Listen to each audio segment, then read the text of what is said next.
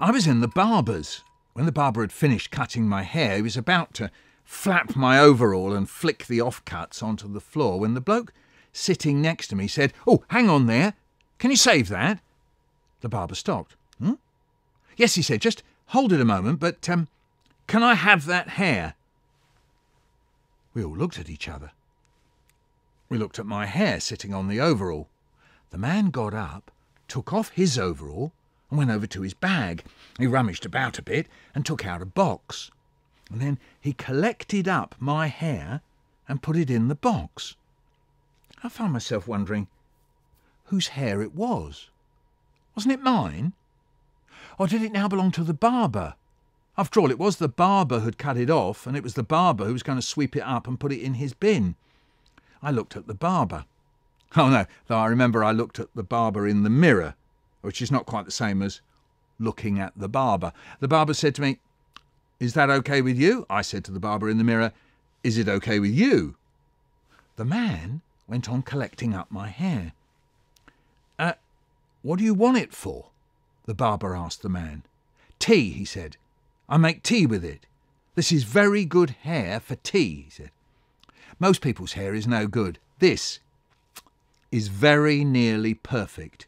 He collected up some more, closed his box and sat down. I looked at the barber. Face to face this time. We kind of shrugged with our eyes, didn't say anything. I paid him, said goodbye to the man and walked out. On the way home I thought, what did he mean, very nearly perfect? Why wasn't it perfect? I looked at the hair of the people on the bus. Is his hair perfect for making tea? Or hers? Or his?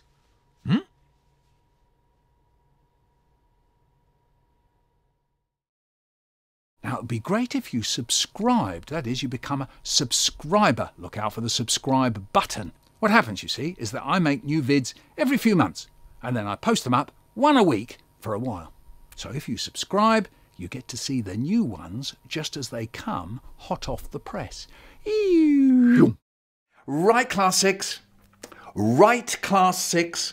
That rehearsal of Jack and the Beanstalk was, interesting. Yes, let's talk about the beanstalk, Class 6. When you chop it down, Donna, remember your audience for this show are going to be much younger than you, 4-year-olds, little 4-year-olds. So when you chop that beanstalk down, you must make sure that it doesn't actually fall on them. You know, I don't think these little children want a great big tower of green toilet rolls falling on their heads. No, they could get a little bit upset. All looking at me. Looking at me. At me. Me, yes. Darren, I can't see if you're looking at me or not if you've got your cow's head on. Take it off, thank you. Right, Jack's mother, Donna, yes. I gave you that bit of bread to hold in your hand because it's the last bit of bread that you and Jack have got in the whole wide world. Abdul, yes. Well, sorry, Abdul, I know your name is not Jack. I just mean in the play. In the play, you're Jack. Yes, no, I do know your name is Abdul. Now, where was I? Yes, you're hungry, Donna, and that's why you're selling the cow. Yes, you were eating the bread while you were trying to say, take the cow to market. But all I could hear was, take them to munch. Oh, you mean you're hungry now? Yes, no, it is lunchtime in a minute. No, I haven't got any food on me right now. Mervyn? Yes?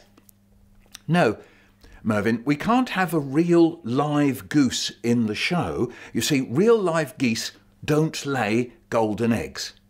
No, we're not going to pretend that goose poo is a golden egg. No, and anyway, where would we get a goose from? Joanna, we're not going to just grab a goose from the park. We've got the lovely paper goose that Marcia made. Where is it? Where is the goose? Who's got the goose? Right, Darren, could you look this way, please? You need to take the cow head off while I'm giving you these notes for the show. Now, where was I? Yes, the beans. Lovely. The man on the road. Warren. Yes. Warren, Jack gives you the cow. Yes. OK, Abdul, sorry. Abdul gives you the cow and you give Abdul the beans. Now, just because we've got M&Ms for the beans, it doesn't mean that you can eat them. No, Warren, if you eat the beans, you can't swap them for the cow. Darren, you'll remember, he steps forward. Darren, take the cow head off.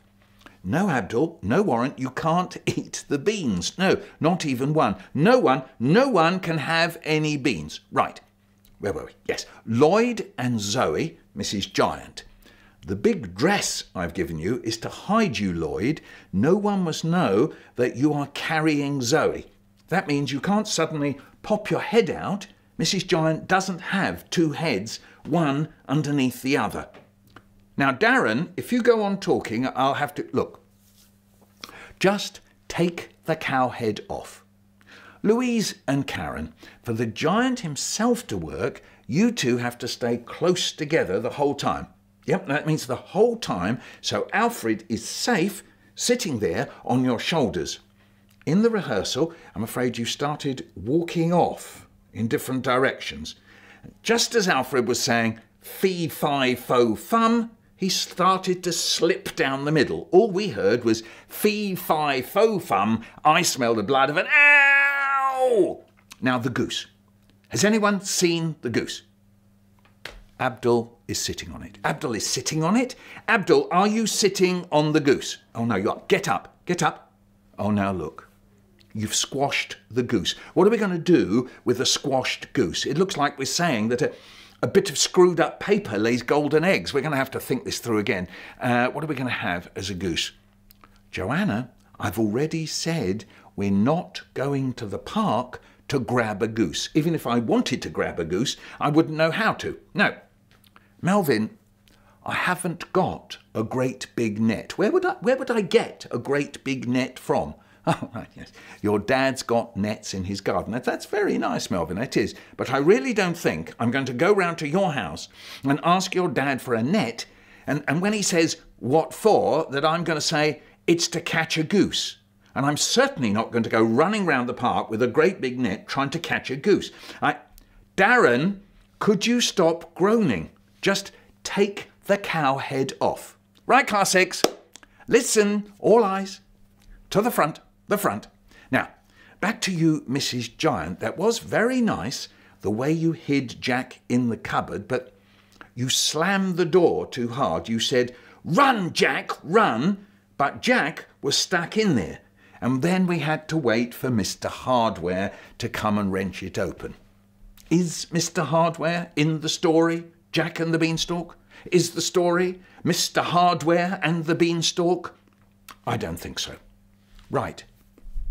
Darren just pulled the cow head forward, then up. Forward, then up. What's that? I can hear crunching. Someone's eating the beans. Who is it? Lloyd? Zoe, bring them here, Zoe. Bring them here. If this goes on, there'll be no beans and no play. What? Darren's stuck?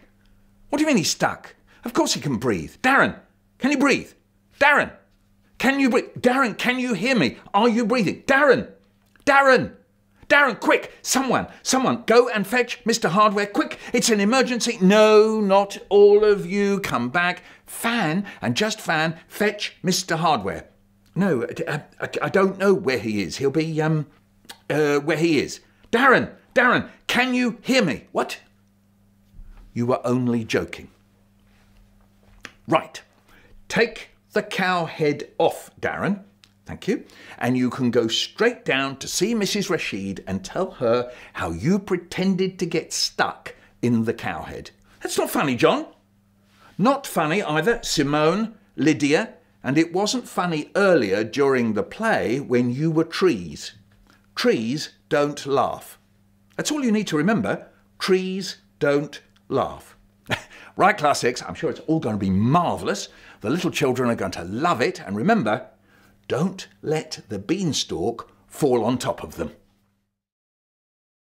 Now, it would be great if you subscribed. That is, you become a subscriber. Look out for the subscribe button. What happens, you see, is that I make new vids every few months, and then I post them up one a week for a while. So if you subscribe, you get to see the new ones just as they come hot off the press. Ew.